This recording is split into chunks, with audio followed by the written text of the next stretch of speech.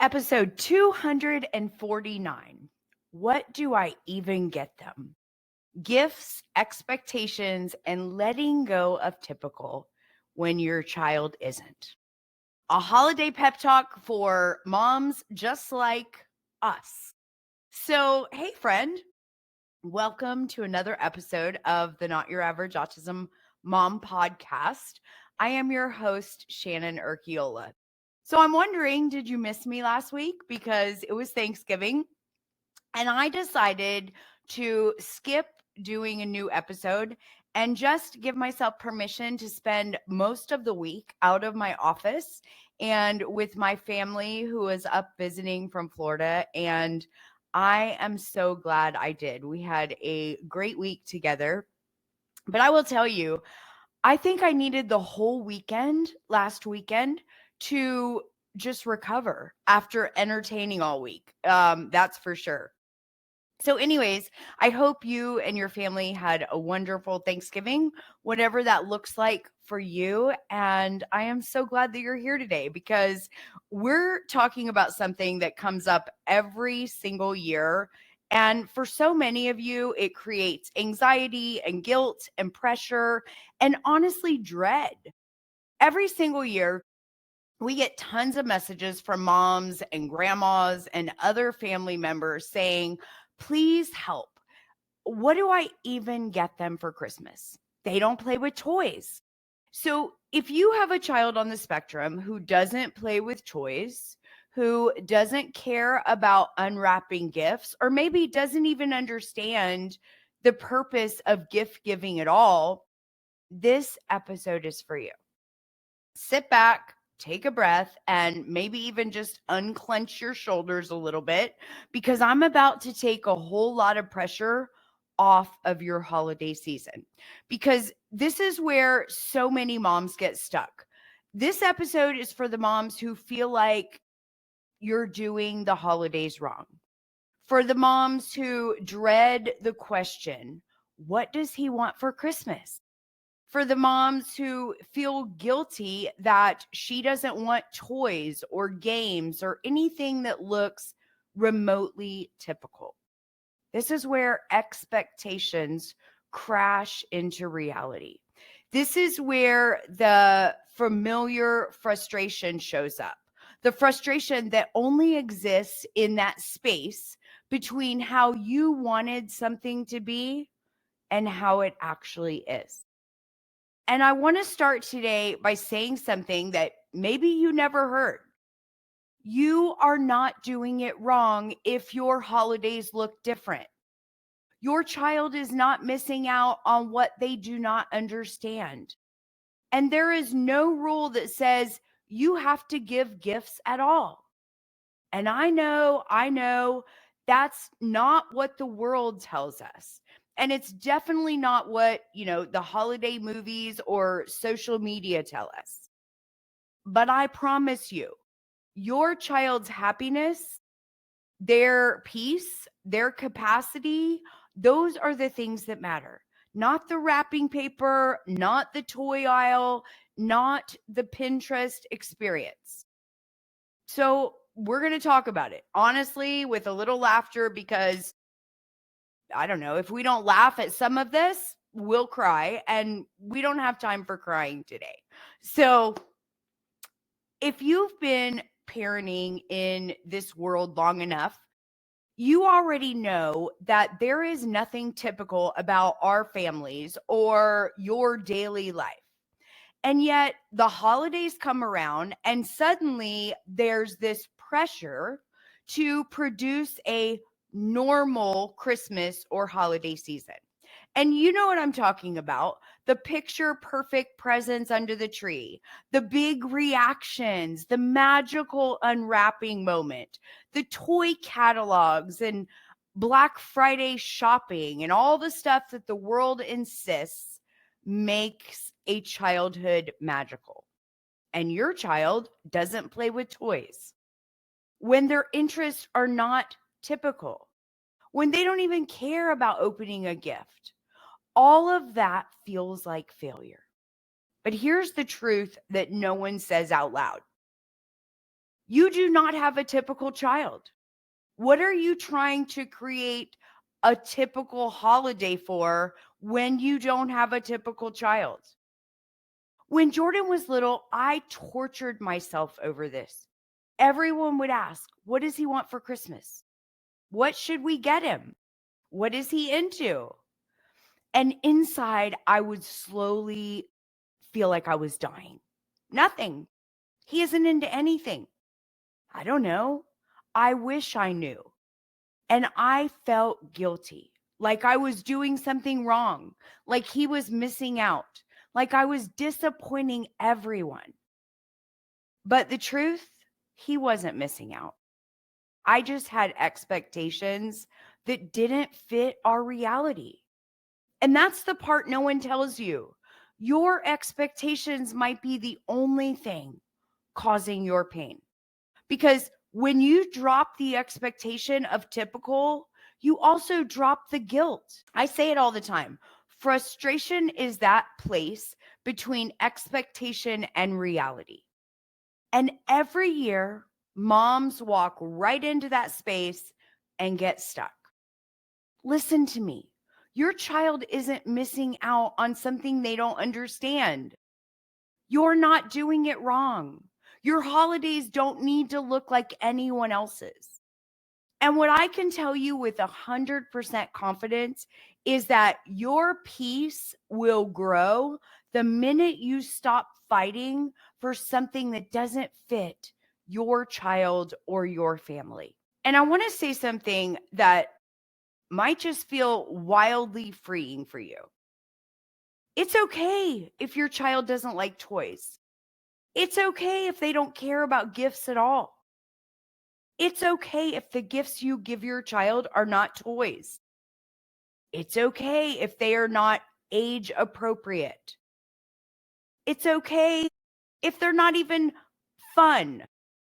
And I know this goes against everything we've been taught, but our children often experience the world differently. Their interests are different. Their needs are different. Their engagement level is different. And I want to give you examples because this always helps. These are some things that count as gifts, even if your mother-in-law raises an eyebrow. A box of kitchen snap containers. Seriously, a weighted blanket, a new set of towels, maybe a new set of sheets with a texture that they like, a new comforter for their bed, a sound machine, a do-it-yourself guidebook for something that they're interested in, trains, elevators, weather, whatever their thing is. Maybe they're chewy necklaces or fidgets or sensory tools, a giant pack of their favorite snack, a refill of, Aquaphor or a lotion that they love, or maybe an electric toothbrush. They might not want it, but now would be a great time to introduce it. I'm just saying, they're really great for our kids who don't do such a great job brushing their teeth. But yes, those are gifts. And yes, they count. And yes, they are enough. And I want you to hear this. Your child is not missing out on toys if they don't play with toys. They're not missing out on what they don't value or understand. And you are not missing out either. They support your child's real life, not the life you imagined before autism entered your world. You get to choose what gifts look like in your home. And that, my friend, is a beautiful thing. And while we're talking about gifts, let's talk about wrapping because it's a huge stressor for so many of us. Some of our kids love unwrapping presents. They love the ripping and the tearing and the noise and the surprise. It is sensory heaven for them. And some of our kids want absolutely nothing to do with it. Neither one is wrong. Neither one means you're doing it wrong. If you've got a kiddo who loves unwrapping, amazing. Wrap everything. Wrap socks, wrap a banana if you want. Let them have their fun. Wrap every one of their individual goldfish bags if you want. But if your child does not like unwrapping, mama, stop wrapping. Yes, you heard me. You do not have to wrap gifts. Skip it. Save yourself the time and the stress and the waste and the money and the guilt. You can just put things in a basket, lay them out on their bed, put them under the Christmas tree, hand them one thing at a time. It all counts. And if your kid wants to open presents in their room alone over 2 days or at 7 p.m. instead of 7 a.m. or after everyone leaves or not at all on Christmas Day, who cares? Truly, who cares? Let them. Please stop trying to squeeze your autism family into this neurotypical mold. It was never meant for you. Because honestly, so much of your stress doesn't come from autism or your child. It comes from the pressure to perform a version of Christmas that was never meant for you in the first place. Remember, your holiday gets to look the way your child needs it to look. That is tradition. That is the memory. That is the magic. So, I want to talk about family because we need to talk about how to set the tone. Because this, let's be honest, this is the part that brings on the mom sweats. Explaining to all of your family, grandparents, aunts, uncles, siblings, everyone wants to know, but what should I get them? And listen, these are well-meaning people. They love you. They love your children. They want to participate. They want to feel included. They want to make your children happy. But that doesn't mean they know what to do. So I want to talk about some ways that you can help them kindly and clearly and without an apology. You could say something like, hey, toys aren't really, a hit for him right now. So practical gifts work best. Anything, that is sensory driven or something he uses on a daily, that's perfect. Or you could just say, hey, here's some ideas that he'll actually use and enjoy, and give them a specific list, but without feeling bad because there aren't any toys on it. Or you could even give them permission to give nothing. And this one is big. You could say something like, so much of Christmas is really stressful for him. If you want to skip gifts this year and just spend time with us, that is more than enough. You're not asking permission. You are guiding your family with confidence on what works best. Your confidence tells other people how to feel. If you act weird or guilty, then they just get weird and guilty. If you act secure, then they relax too. Family doesn't have to fix anything. There isn't anything to fix. And I want to go through just a few kind of real world scenarios that you will likely face because these are things that come up every single year. And this first one is a big one. And it's one that I have lived for, as long as Jordan has been here. And that is when your child unwraps a gift and shows zero reaction or gratitude. And everyone stares. You feel all the eyes on you and you begin to panic and your family looks disappointed. Here's what I want you to remember in that moment. He doesn't react because he can't connect the meaning to this. Not because it's wrong or because he's ungrateful. And your job becomes to narrate, to reassure the gift giver. You could say, thank you so much. He will use this every day. She may not show it, but this really helps her so much.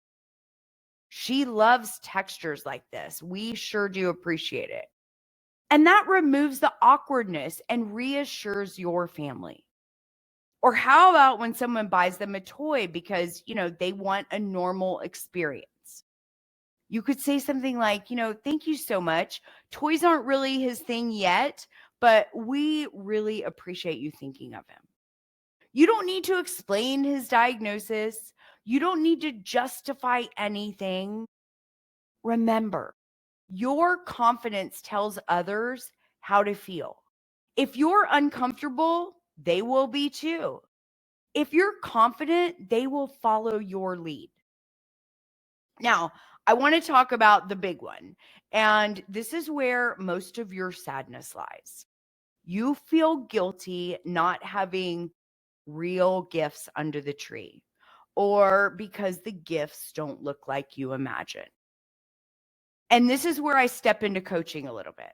I want you to ask yourself, where did the rule come from that gifts have to look a certain way?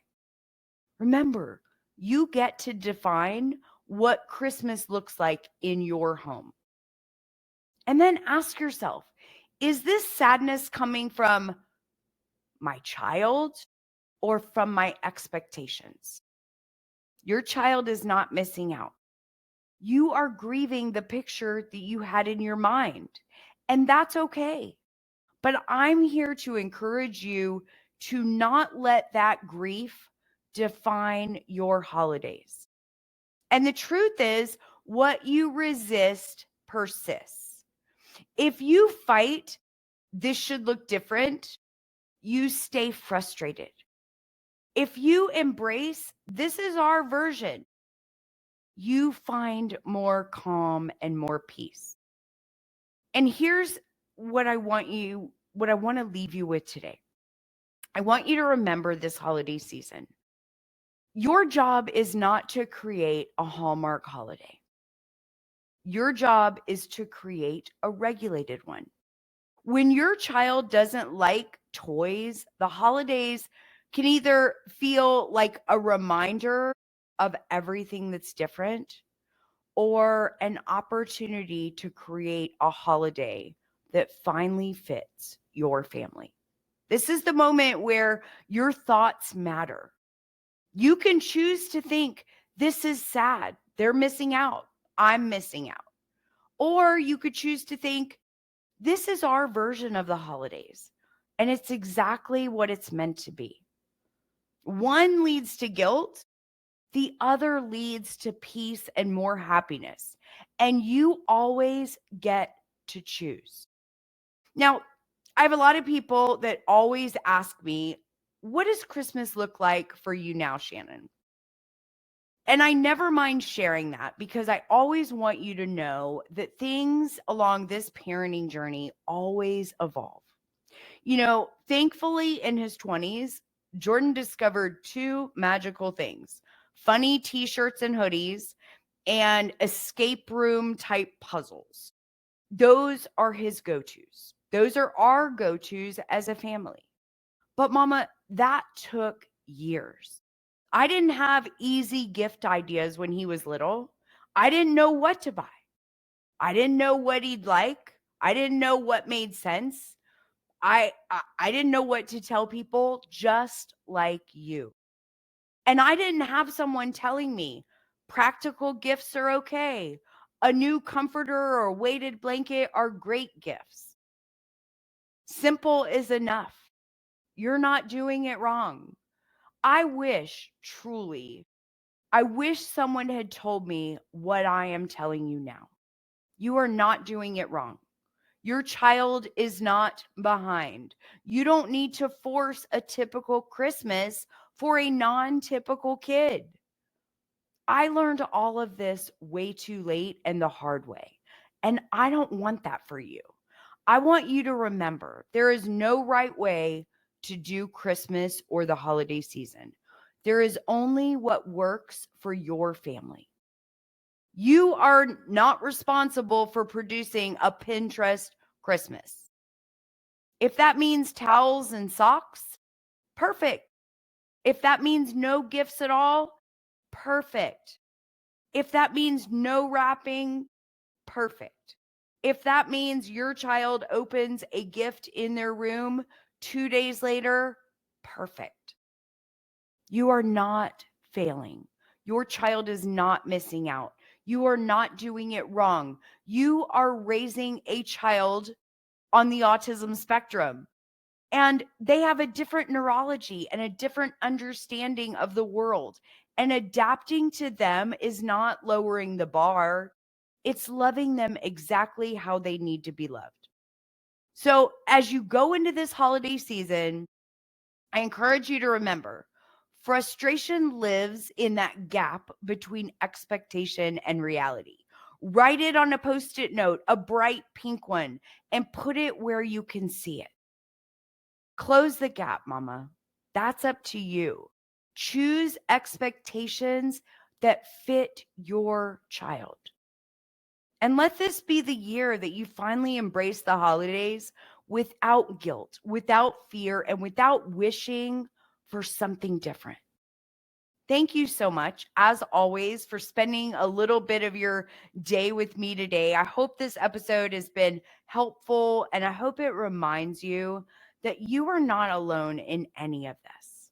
My goal every single week is to give you strategies and ideas that I have learned through the years from my own experiences and from the moms that I coach that will make your day to day just a little bit easier and give you a place where you feel understood and supported on this journey that you never expected, but you're learning to navigate just a little more each and every day. And please, if you have not written a review yet, I would be so grateful if you took just a minute to do that. It truly does matter, and it helps other moms find this podcast when they need it the most. And also, share this episode on social media and tag us. You never know which other mom out there might need to hear exactly what you heard today. You're doing an incredible job, even on the days that it doesn't feel like it. I'm cheering you on always. Have a great week ahead until we meet back here again next week. And above all, remember, you, mama, are doing amazing at this mom thing.